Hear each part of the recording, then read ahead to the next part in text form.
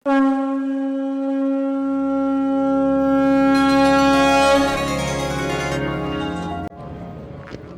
नमो भगवते वासुदेवाय। आप सभी को आज बरूथनी एकादशी की हार्दिक शुभकामनाएं। भगवान श्री हरि विष्णु से बस यही प्रार्थना है कि वो आपकी सभी मनोकामनाएं पूर्ण करें। एक समय की बात है, युधिष्ठिर ने पूछा, वासुदेव आपको नमस्कार है, बैसाख मास के कृष्ण पक्ष की नाम की कौन सी एकादशी होती है? कृपा करके आप उसकी महिमा बताइए और साथ ही कथा भी सुनाइए। ऐसा सुनकर भगवान श्री कृष्ण बोले, राजन, बैसाख कृष्ण पक्ष की एकादशी बरूथनी के नाम से प्रसिद्ध है। ये इस लोक और परलोक में भी सौभाग्य प्रदान करने वाली है। बरूथनी के व्रत से ही सदा सौख्य का लाभ और पाप की हानि होती है। ये समस्त लोगों को भोग और मोक्ष प्रदान करने वाली है। बरूथनी के ही व्रत से मानधाता तथा धुंधुमार आदि अनेक राजा स्वर्गलोक को प्राप्त हुए हैं। जो 10,000 वर्षों तक तपस्या करता है, उसके समान ही फल बरूथनी के व्रत से भी मनुष्य प्राप्त कर लेता है। हे नृपश्रेष्ठ, घोड़े के दान से हाथी का दान श्रेष्ठ है। भूमि दान उससे भी बड़ा है और भूमि दान से भी अधिक महत्व तिल के दान का है।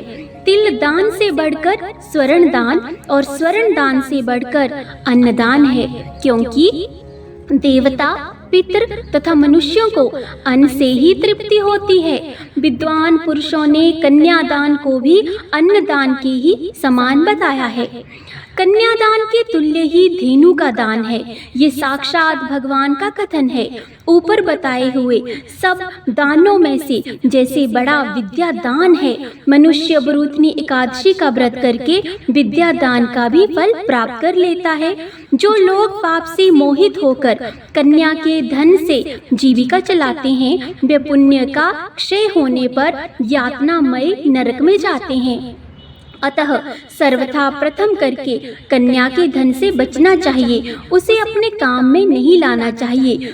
जो अपनी शक्ति के अनुसार आभूषणों से विभूषित करके पवित्र भाव से कन्या का दान करता है, उसके पुण्य की संख्या बताने में तो चित्रगुप्त भी असमर्थ हैं। बरूथनी एकादशी करके भी मनुष्य उसी के समान फल प्राप्त करता है।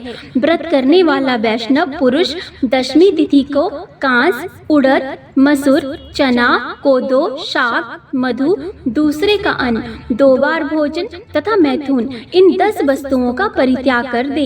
एकादशी को जुआ खेलना, नींद लेना, पाप खाना, दातुन करना, दूसरे की निंदा करना, चुगली करना, चोरी, हिंसा, मैथुन, क्रोध तथा असत्य भाषण, इन 11 बातों का त्याग कर दे। और द्वादशी को कांस, उड़द, गमन, 2 बार भोजन, मैथुन, बैल की पीठ पर सवारी और मसूर, इन 12 वस्तुओं का त्याग करें।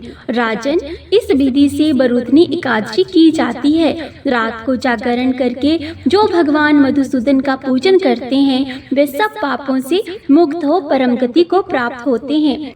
अतः पाप भीरु मनुष्यों को पूर्ण प्रयत्न करके इस एकादशी का व्रत करना चाहिए। यमराज से डरने वाला मनुष्य अवश्य इस व्रत को करे। जो भी मनुष्य इस एकादशी के व्रत को पढ़ता है या सुनता है, तो उसे भी सहस्त्र गोदान के समान ही फल मिलता है और मनुष्य सब पापों से मुक्त होकर विष्णु लोक में प्रतिष्ठित होता है। तो हे युधिष्ठिर, ये तो मैंने तुमसे कही बरूथनी एकादशी की महिमा। अब मैं सुनाता हूँ बरूथनी एकादशी के व्रत की कथा। प्राचीन काल में नर्मदा नदी के तट पर मानधाता नामक राजा राज्य करते थे। वे अत्यंत दानशील तथा तपस्वी थे। एक दिन जब वे जंगल में तपस्या कर रहे थे, तभी ना जाने कहां से एक जंगली भालू आया और राजा का पैर चबाने लगा। राजा पूर्ववत अपनी तपस्या में लीन रहे। कुछ देर बाद पैर चबाते चबाते भालू राजा को घसीटकर पास के जंगल में ले गया। अब राजा बहुत घबराया, मगर तापस धर्म अनुकूल उसने क्रोध और हिंसा न करके भगवान विष्णु से प्रार्थना की, करुण भाव से भगवान विष्णु को पुकारा। उसकी पुकार सुनकर भगवान श्री हरि विष्णु प्रकट हुए और उन्होंने चक्र से ही भालू को मार डाला। राजा का पैर भालू पहले ही खा चुका था, इससे राजा बहुत ही शोकाकुल हुए। उन्हें दुखी देखकर भगवान विष्णु बोले, हे वत्स, शोक मत करो, तुम मथुरा जाओ और बरूथनी एकादशी का व्रत रखकर मेरी वराह अवतार मूर्ति की पूजा करो। उसके प्रभाव से पुनः सुदृढ़ अंगों वाले हो जाओगे। इस भालू ने जो तुम्हें काटा है, ये तुम्हारे पूर्व जन्म का ही अपराध था। भगवान की आज्ञा मानकर राजा मानधाता ने मथुरा जाकर श्रद्धा पूर्वक बरूथनी एकादशी का व्रत किया।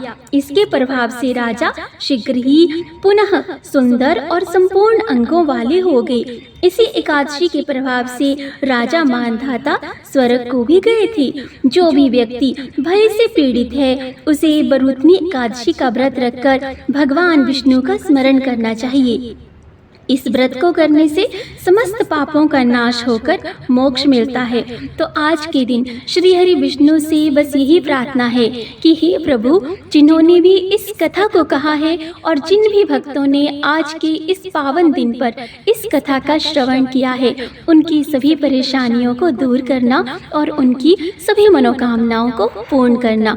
तो इसी के साथ हम मिलेंगे एक और नई किसी मंत्र, स्तोत्र, कथा या फिर कहानी के साथ। तब तक आप सभी अपना और अपनों का ख्याल रखिए। जय श्री हरि विष्णु।